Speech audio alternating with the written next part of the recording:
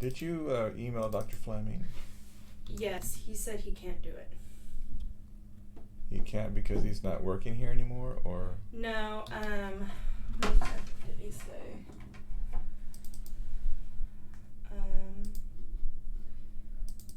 I mean, he looked at the music and everything. He just said, he said it looks like a challenge, and he says he's gonna be gone like the weekend right before juries. And so he like doesn't want to worry about it, and he was asked by another cellist, but then she found another pianist, so then, and he just kind of said he doesn't know what will develop, so he doesn't want to get too involved in something that will require like extra rehearsals and everything. I see. Well, what does that mean for you then? I don't know.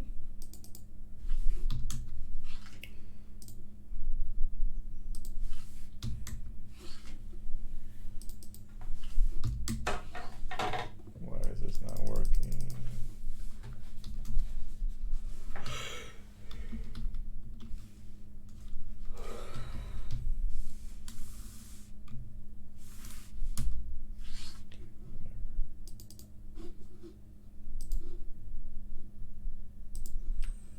That took much too long.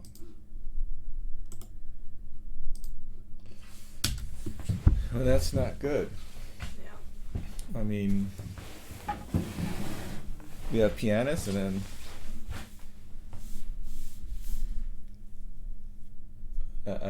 we have pianists, and they don't work. So, the problem comes when, like, if everybody just stayed at a really low level, they didn't need a pianist or had really easy pieces, then it was fine. But then you want to like improve them, and everybody gets like better, and then you have music that's more challenging, and you can't even play them. Yeah. It's a huge problem.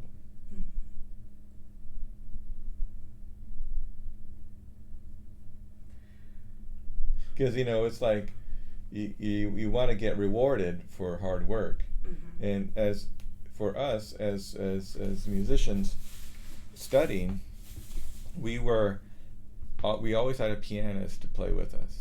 Yeah. And maybe we didn't appreciate them, that we had them. That's true. I can't say that I was always like a nice guy. I probably was rude, but we always had them, and very good pianist. So when you were playing a piece that required a pianist, a sonata or a concerto or a concert piece, it's so weird to play without piano. Yeah. Because there's a lot missing. And then we come here and we have we try to raise the level, and then there's no one to play with you. And then you're forced to play with a recording, which is like the antithesis of why we play with a pianist. Because when you play with the piano, they have their rhythm, their pulse, you have yours, and you work together and you agree on a common pulse that everybody agrees with. And in that, you're learning to adjust to the other, you're learning to compromise and for the ideal of the goals of what the piece wants to do, wants to say or says. It's hard. Because otherwise, I think you're just going to have to play, something else. Which is like, now you're punished for like trying hard. Yeah. Right. So, I don't know, should I ask like Dr. Garcia or like... Yeah. I could see if she can do it, or I can talk to Dr. Roos and see if she knows anybody that could. Well, maybe she has a list of people we don't know of. Yeah. That are yet to be discovered. Yeah. So. Because other than that, I don't really know what to do. So. Right. Yeah. What about that kid Borga? Isn't he around? Borja? Yeah, he is. What is he doing? No idea. Did he finish his lessons? I have no idea. Even like piano people that I know, they don't know why he's here. You just finishing up a few classes? I guess. I don't know. I know he plays for choirs, but I don't know about anything else that he's doing. Why don't you ask him? Yeah, I can. You know, he may have played it before, and he may be interested in playing it. Yeah. Okay. Now, before we go on to your quiz, we should think about alternatives, just in case. Mm-hmm. So if we do have alternatives, then I guess you could always play an etude or some Bach suite or something like that. You could also, I guess your friend is not going to play the Rose of Alma, right? Like this semester. Not with marimba, no. And she is going to wait until next semester to really work on it. Yeah, because they're doing grad school auditions at the moment. Okay. So that's fine. I mean, if we found a pianist, then they could do that one too with the Brahms, and it'll take care of it. So Borga would have to, or whoever, would have to also agree to do your recital, which, you know. Okay, well, quiz time. So we have, I'm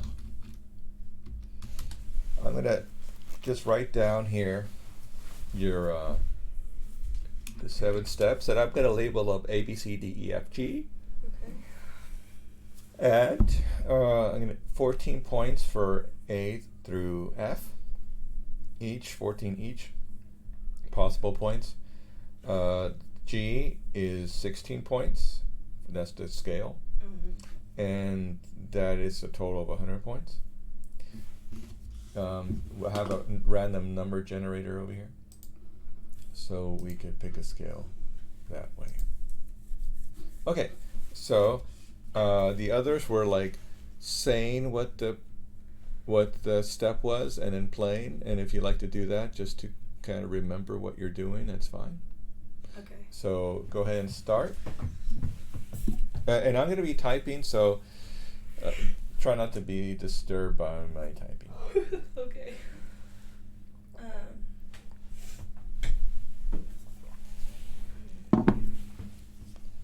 My body's still like half asleep here. Okay. Well, this will help you. Yeah. Because it's pretty light. Yes. Light stuff. All right. So the first thing is whenever I do the bridge, I go up and down. What's it called? Oh, do I have to know what it's actually called? Yeah. Oh, I don't know. Well, I mean, it's easy. It's What's like that? string crossings on the bridge. What? What is that shape of the bridge? Like the arc? Yes. There we go. Yes. Arc of the bridge. Okay. Next. You do it on the actual string.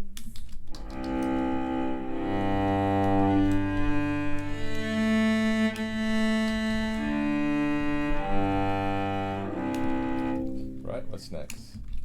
And I'm doing it at the tip.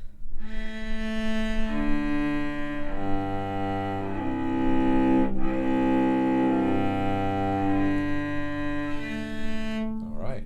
And And then, anyway, pizzicato bows.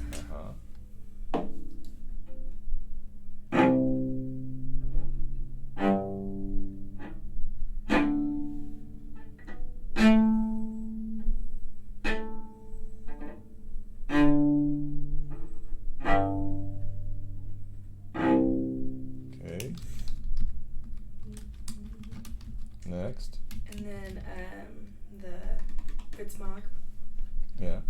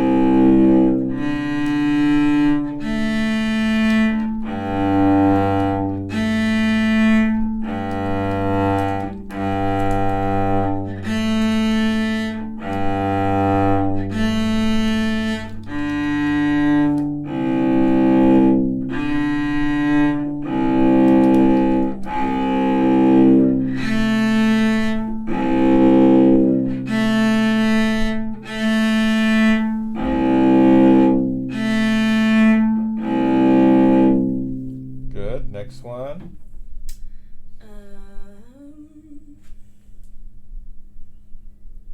It's the harmonics.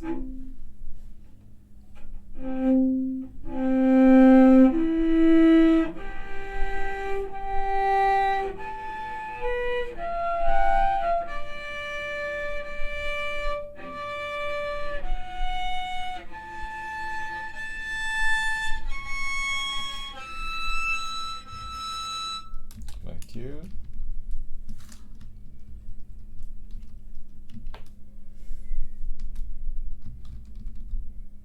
Next one.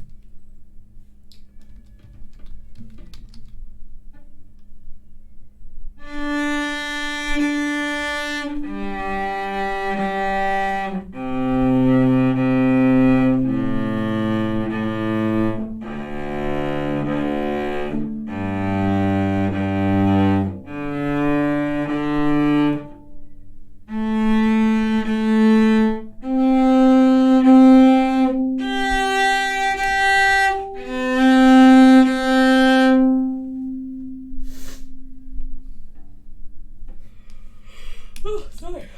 Are you going to do the middle C's? Yes.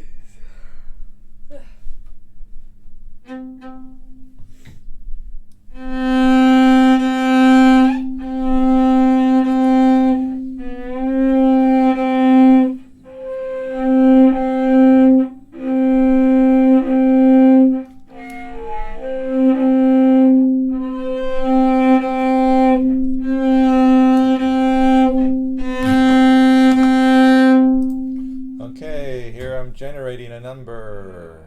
0 C, 11's B. Okay. So 8, that's A flat, for example. A flat. Okay. So let me generate. 2, lucky day. So D. That's D major.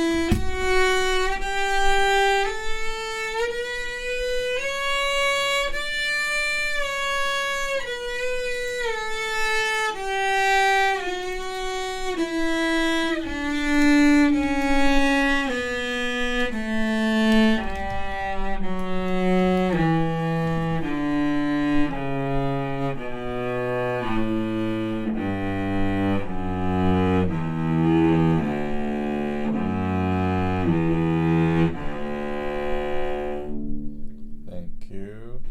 So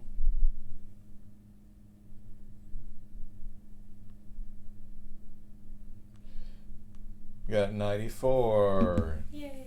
So the first 3 were good. You got full points for them. Letter D, or the fourth one, which is the string crossings. You kind of, the first one that was just like adjacent strings, you started out okay, but on the way down you kind of missed a step. It's C, G, C, G, D, G, D, G, D, A, D, A, D, A, D, G, D, G, D, G, C, G, C. Sort of like around the going in the opposite direction, A, D, you did something strange there. But it's only a little bit. That's 12 points. The next step with the harmonics was just a little scratchy. And that was 12 points. Good on the next one, and then the next one. So that's 94. Okay. Alrighty. So now the point of this whole system is to have a routine that you can play all the time. So I want people to play it now with memory, and if you could do it like every day, like 5 times a day, which is like seems like a lot, but I mean you could shorten it. I mean, you know, it'll take you. It only took us like, you know, like nothing. I mean, one time you did it with the whole scale system. It was like 11 minutes. Remember? So imagine if you just did it like what you just did now. It's going to take you 5 minutes.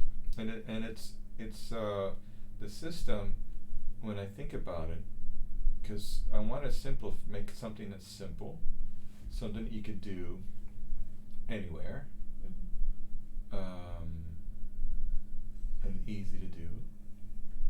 So how do you do that? Well, actually, it's really an interesting question. How do you make something simple yet make you play in an advanced way? And what I'm trying to prove here, the arc of the bridge, it's very important to know where all the strings are, obviously, but often we don't realize that it's a lot easier to reach those notes. We need to have smooth string crossings, and sometimes we try too hard. Yeah. And so, and then most of the time we try too hard, when in fact a really easy string crossing, a string crossing done efficiently can make a huge difference in how you feel and how you accurately perform or not. So that's very important to me. Next is we have the articulation of the string, the pizzicato bow, which a lot of times we just don't start it correctly, the actual bow stroke. And then we have the harmonics, which help us with our intonation, because we learn just intonation. We also hear the actual ringing tones of our cello, the harmonics. We also need to figure out where those harmonics are, so it teaches the location, and our tone improves because we're by the bridge. Finally, we have the ringing tones, which up to now is probably the hardest thing we have to do, because it's not even that hard, because we just play one note at a time. But it's very, relaxing. And we're playing like all these harmonics and ringing tones already. So it's like the culmination of what we've already been doing. And then we finish off with those middle C's as an example of like training our ear to hear the harmonics and the ringing. Then we play a scale. Now, where can we expand? Well, the arc of the bridge and going across the string, the first two, is pretty simple. Number 3, we could expand the pizzicato bows a little bit. For example, playing in the middle, playing down at the frog, down at the tip, up at the frog, up at the tip, whatever. There's only a few ways you could do it. You could do like 16 little pizzicato bows, down bow, and 16 up. There are ways you could expand it. The string crossing exercise, there's a whole bunch of pages there for string crossing exercises, as you see. So you could expand that quite a lot. The harmonics, there are more harmonics where those came from, so we could expand that. We could also expand the ringing tones to do like all D's. We could hear all the E flats, etc. We could do all C's and all octaves, and try to hear every C totally in tune, which is a good idea, honestly. Because some of us hear better in our own range. I found that in just a general observation, but I realized that some females can't hear lower pitches so well at first, and then they get used to it. Same with some males, like they're like up in the upper, just like, and maybe that's a common thing with everybody, but it does seem to me that once there's just some getting used to it, and once people get used to it, it's fine. I know females are naturally like trained to hear higher pitches by like a baby screaming and stuff, and so that's why they hear like the higher frequency, but they have to train themselves on the lower frequency. Yeah, I think it's just a natural thing. Yeah. But once I think for everybody, once they realize that the cello is actually giving them the answers, then they could hear it better in an octave. So. I'm not a scientist, but a researcher. But it's just from my my everyday. It's like, oh, that's interesting. Yeah. I just I see some people struggle with it, and I just wonder if it's because of gender. I guess I could say because of a biological sex. I should say it that way. Because people are very funny these days with their identifications. Yeah. I think I better say that instead. So that people just be safe. Just to be safe, yeah. And then I'll probably get in trouble for saying that. But you're saying the truth. Stop saying that. But anyway, moving on. We got off the track. But so those are the places you could expand. And then of course scales, you could expand it as much as you want. We got the scale book, you got arpeggios, thirds, broken thirds, you could play double stops. There are all kinds of things you could do.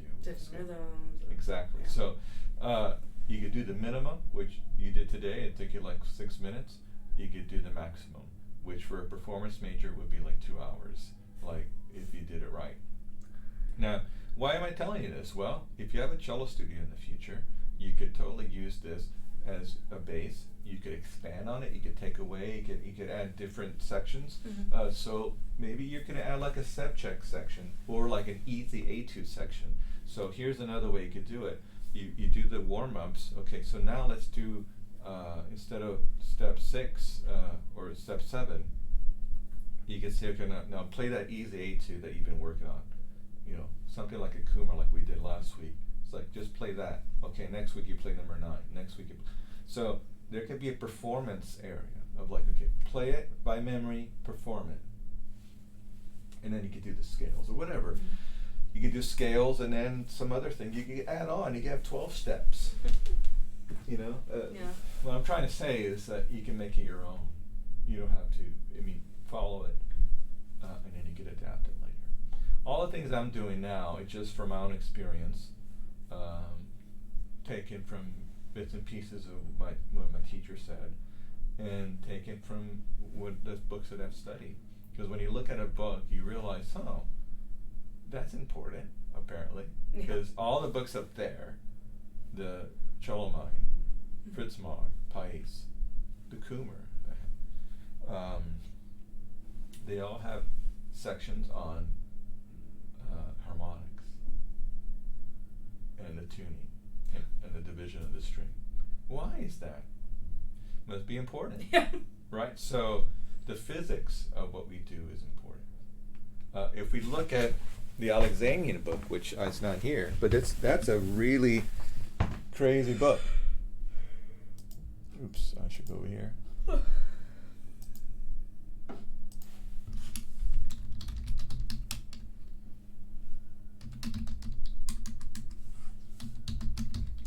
Alexandrian. One of my favorite books of all time.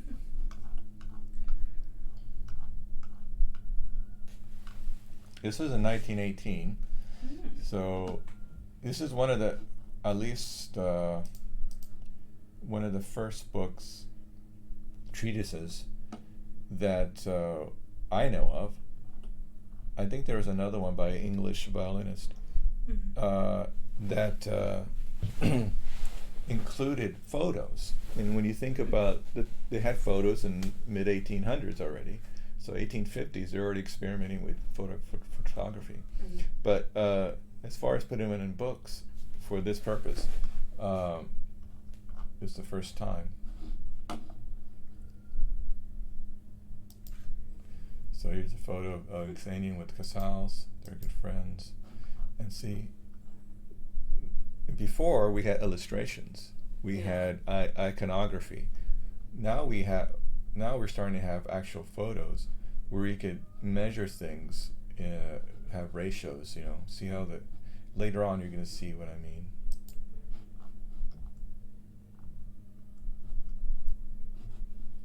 You have these diagrams superimposed on the photos.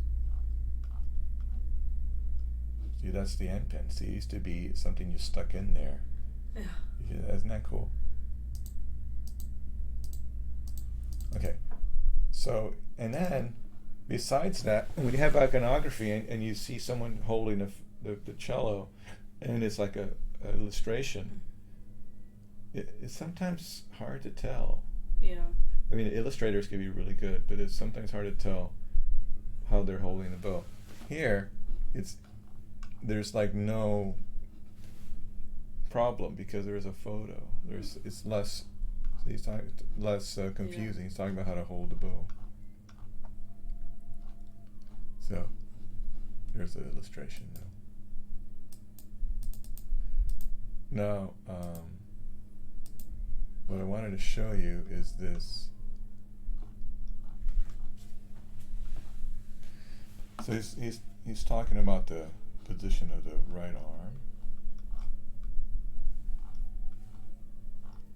And so then he has this thing in here, which is cool.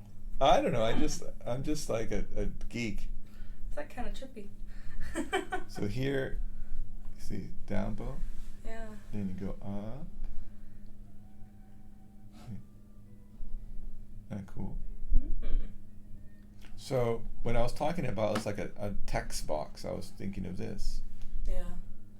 We were talking about the string crossings and changes. So here is it going this way. That makes a lot of sense, actually. Right, when you see it. Yeah.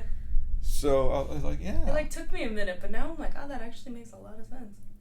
When we talk about straight bows, we say parallel to the bridge and perpendicular and all that. It doesn't mean they're strict, because you have this shape, you know, in your arm. And so then it talks about left hand. Anyway, so we are diverted in here, but I wanted to show you what all this means. Yeah. I could maybe I could copy this and put it in here for you. Sure.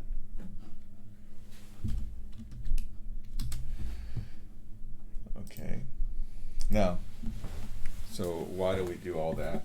Well, like I was saying, it's a good idea to have these books. All these books talk about the harmonics. So, anyway, there's just a way to figure things out. So if you're studying something, and whatever it is, and you read all the footnotes and you read the bibliography, you start to notice a pattern. And you realize, maybe I should focus over here, you know, for my research, and you find your answers. Yeah. And I think it's the same with these treatises. So going back to the 7 steps, arc of the bridge, arc over the strings, pizzicato bows, string crossing exercises. That's all to do with the right hand. Then we have right hand plus left hand, harmonics, location, tone, the ringing, the harmonics of the ringing tones, the intonation, just intonation, differences of those notes. Then we have ringing tones and the scale. Yeah. Of course, there are more parts, but if one just did that every day before starting to work on their parts, repertoire of any kind, solo, orchestral, chamber, I think they'll realize that it's a lot easier. Okay, so let's play. I guess, unfortunately, the Brahms. So let's try to get Borga on board. Yeah. I'm going to bring this up with Dr. Pinnell, and maybe we could create a list of pianists that are ready and willing to play, a new list, because he has an old list there. Dr. Fleming is willing to play, but I guess he doesn't want to play something so difficult. Yeah. So there's another person who's working for the musical theater. I don't know who that is, so we'll try to find his name today. We have a faculty meeting, so maybe we could talk about that. Yeah, because I know Pinnell told the violinists that they're mostly going to have to use recordings for the juries, unless they're doing like a recital type thing. Then they're going to have to use a pianist, but most of them are going to be using recordings. Which means that sucks, because we have to use a recording of what's available, and so now we don't have even options for a repertoire. Because I guess maybe Brahms is available. So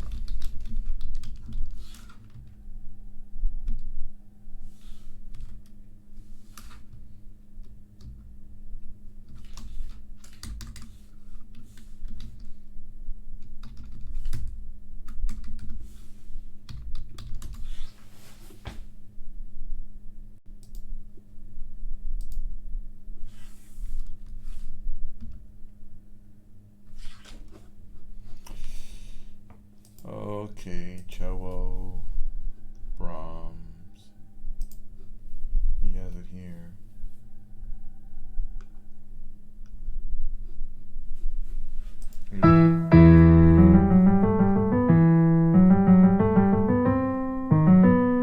Here is the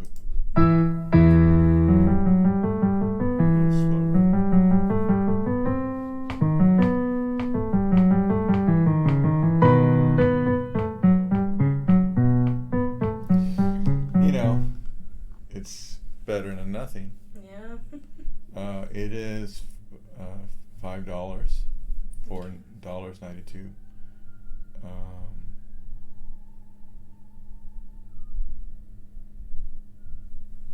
You want to try it? I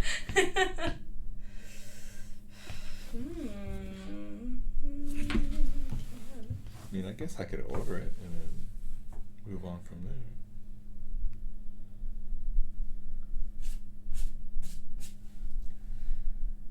That's cute. What do you think? What do you think, like, for the jury would be better to do a recording or just like change the piece for the jury? Well, it's already mid-October. Yeah. And you're working on it. And I don't want to put extra pressure on you to work on something else or disappoint you in making you play something simple.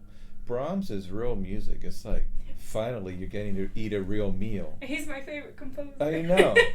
Exactly. And so, like, why dumb it down and give you, like, just play popper or an easy popper and play a suite of Bach and, Bach's great, but you've already done a lot of it. And if we consider what you are quote unquote supposed to be doing here is to raise your level each year and get better at the repertoire, and otherwise you're going to leave like thinking, well, what was the point? Yeah, it sort of fizzled out at the end. Yeah. Okay. So but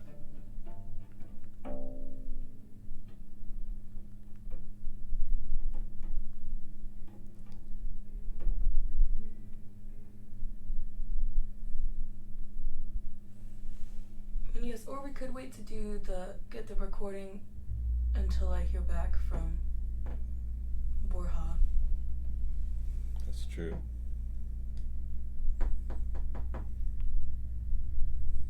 Man, this is complicated. I know. Hold on, it doesn't let me do it. Brahms, cello. Okay. Good.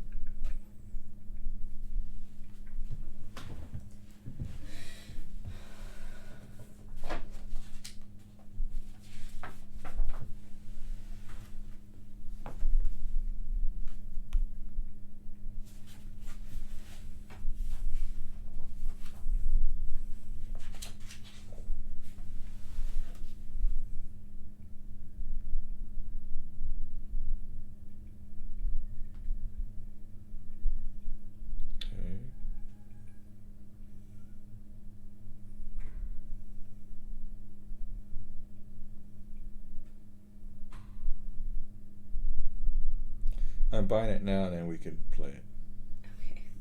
Okay. Thank you.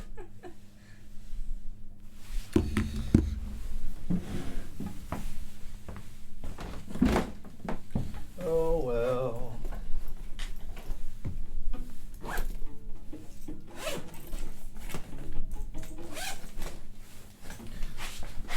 Fortunately, I brought this today.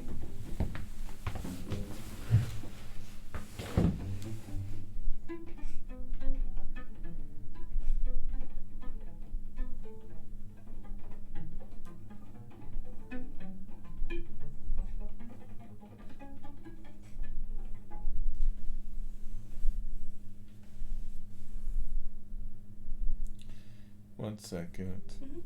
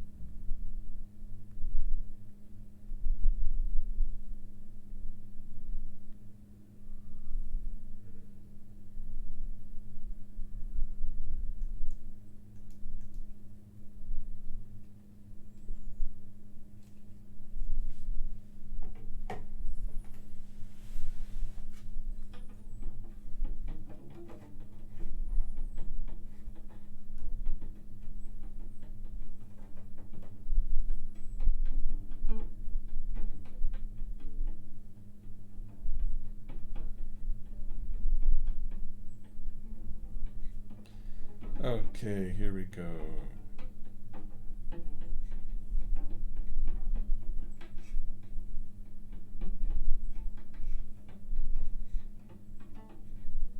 What is going on here? Just lately, the Safari just closes like Windows. Okay. Well, right now it's happening because I'm in here, I guarantee. Yeah. It's all my fault. It's always your fault. It's always my fault. I know, I had technical difficulties at work this morning too. I'm like, son of a gun.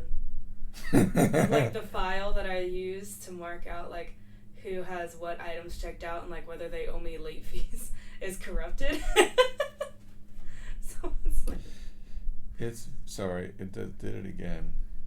Technological issues, we love it.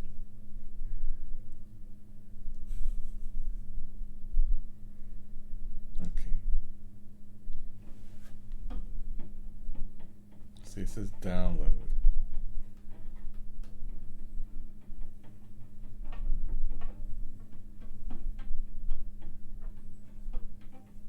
Okay, finally.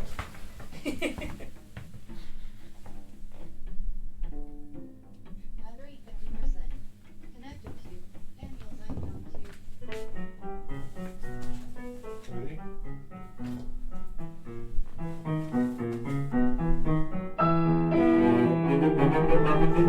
Let's go. Is it the practice? Here we go.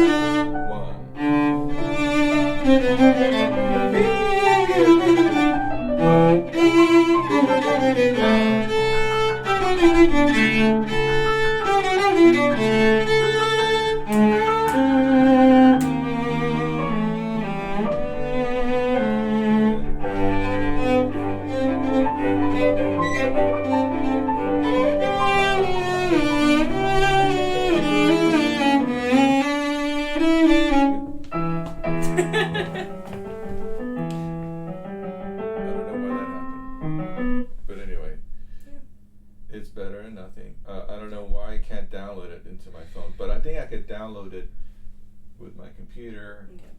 Because it's I could see it here. Okay. But for every time I click on it, let's see.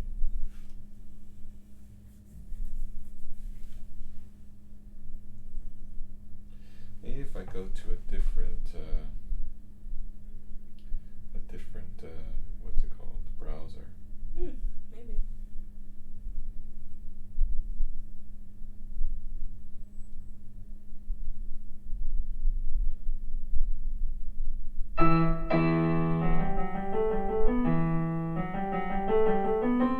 Ready? Beginning. 3.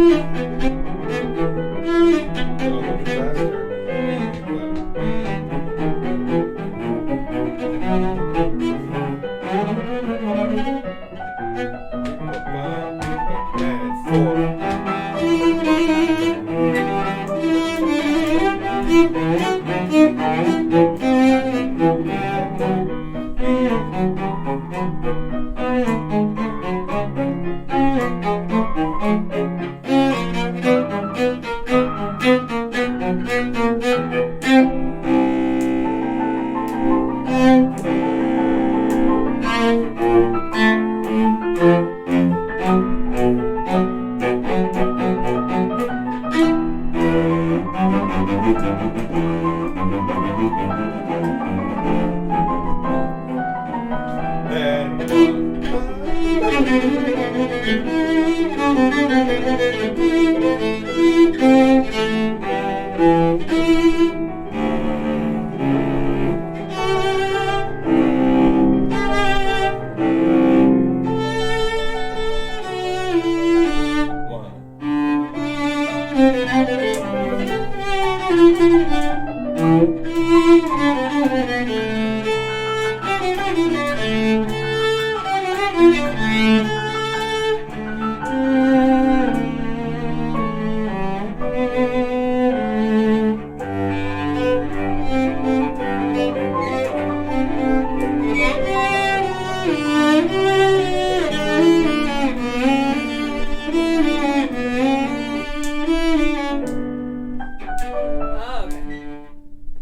Why does it do that? I don't know.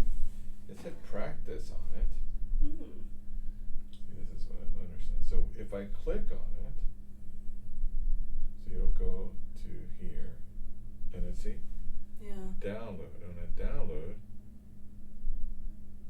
nothing. Download, nothing. Yeah, so I think it's just some kind of done deal. Yeah. Anyway, we're not really getting anywhere in this lesson because we don't have a pianist. We don't have even this. So I think that here's what we're going to do. I'll talk to Dr. Pinnell. I mean, there's probably nothing much we can do except for maybe hiring somebody from outside who would agree to come on days that we are doing our jury, and it would agree to play for all of us somehow. But that person would be Mihai, but because he lives in the Woodlands.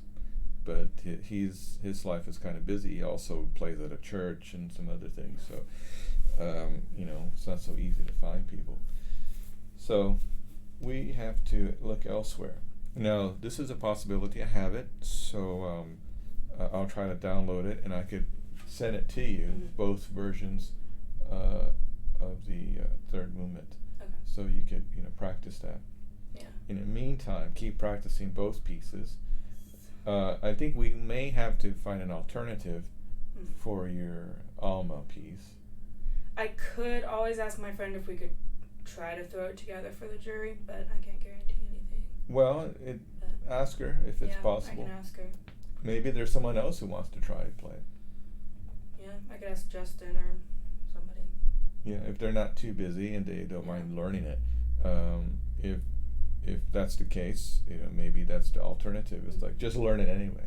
Yeah. But it's with someone else. Yeah. That way you could, if you are preparing those for next semester, at least you had them prepared. Yeah, it's true. There you go. I don't have much else to say because I wish we could have, pianist.